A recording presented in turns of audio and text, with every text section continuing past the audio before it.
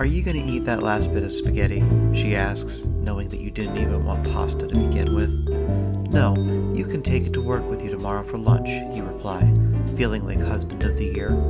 Will you pack it up? I'm going to fold laundry, she says, as though that's an acceptable excuse. You slop the congealed blob into an 8 by 11 3/4 piece of cellophane. Melt the folded top of the cigarette lighter, you know what I'm talking about, and throw it in the fridge. Is that really the best way to store and transport leftovers? That's why you need a cabinet full of mismatched plastic food storage containers. Just imagine your life without that tower of stacked rectangles falling over every time you open the door. They may or may not have lids, but you can never throw them out. Ever.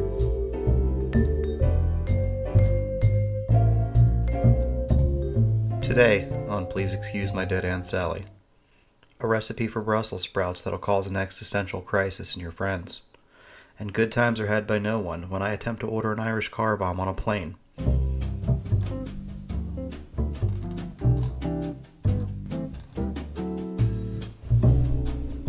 It's Please Excuse My Dead Aunt Sally. I'm your host, Mike Law, and today we're getting right into it with listener letters. The first is from Tyler in Boise, Idaho. Tyler writes, "Hey Mike, love the show. You're so wise and full of insight." Thank you, Tyler. He writes, "So, what's the deal with road cones? Where do they get their power? Why do we only see them in times of trouble? Are they a herald of good or a dark omen to be evaded?" Thank you for your letter, Tyler. Certainly road cones are to be evaded, my friend. No one knows for sure where road cones get their power. Recent studies suggest that it could be a near-field electrical exchange between the cones and the adjacent construction workers, creating a mutually energizing current. And while road cones have no real authority, they do manage to cause new traffic flows and disrupt the zipper merge pattern, which I'm sure everyone is aware of and adheres to at all times. Sudden proximity to road cones could also cause outbursts of moderate to severe profanity in about 30% of motorists. You may have noticed that if you swerve too close to the cones, the workers will slowly turn in your direction, possibly using the reflective vests to reinforce the energy field. One thing we know for sure is that bright orange cones hold the road in place during construction and maintenance. And honestly, I don't want to know what happens if a patch of road cones is suddenly displaced. Does the road crumble away? Does it float up gently? Is that how freeway overpasses are created? Who knows? Our next question comes from Janine in Maple Grove, Minnesota. "Hello, Mike. Great show today. For a premiere episode, you're really nailing it." Thanks, Janine. Janine writes, "My boyfriend puts a ton of cream and sugar in his coffee. I find it disgusting, as I love the experience of shopping for and making the perfect cup of coffee. His adding sweeteners is becoming repulsive. Should I address this with him?" Well, Janine, no one thinks that they're a bad person. Maybe it's time for your boyfriend to grow up and drink a cup of coffee like a man with an agenda. It's likely that your boyfriend was traumatized by a crappy, cheap cup of coffee somewhere in his past.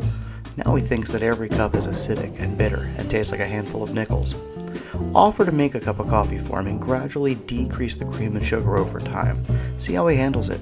If he doesn't successfully transition within about 3 months, I'd say it's time to find a new romantic partner for long-term happiness. Not a 28-year-old boy who loves candy in the morning and who doesn't realize that life is acidic and bitter and sometimes tastes like a handful of nickels. I say if you don't like something plain, you probably don't actually like it at all. Thanks for the question, Janine. And while we're on the subject of coffee, I'd like to give a big shout out to our sponsors at Giraffe Knuckle Coffee.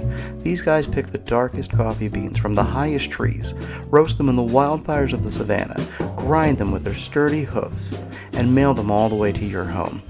And studies show that drinking Giraffe Knuckle Coffee or owning an actual pet giraffe may immediately cure long-term depression and could counteract the effects of anthrax exposure. Order now using promo code KAKIAKA and receive 20% off your order and a cool picture of a giraffe wearing a neck scarf. Kick the morning in the ass with Giraffe Knuckle Coffee. Our final letter today comes from Drew in Pensacola, Florida. Drew writes, "Hey Mike, what's the deal with service animals? I feel like I only used to see a seeing eye dog here and there, but now I see bunnies on planes and small horses in restaurants. Am I crazy? Has this gotten a little out of hand? How do I explain to my children why the lady with the sad clown-level facelift can have a Pomeranian in a duffel bag on the train, but they can't even take their chinchilla to school? Well, you have to start by assuming that not everyone is trying to game the system. See, people like the woman in your example often need service or companion animals for both the long-term complications of being shallow and the emotional trauma of looking like a 60-year-old juggalo. Have faith that many service animals meet the important needs of the owner, and that only like 60 or 70% of the ones you see in the mall are just the companions of irresponsible attention whores. And whatever you do, don't blame the animal. Blame our society for having such loose definitions of words such as disabled and law. Well, that's our show for today. I'd like to thank my cat for jumping up on me constantly throughout the recording process, and Clouds for storing water while we're not using it. Please check out the link to my site in the show notes, or join me on Instagram. Username Guitar Playing Horse. Hey, you're a fucking idiot. We're all doing that. Bye-bye.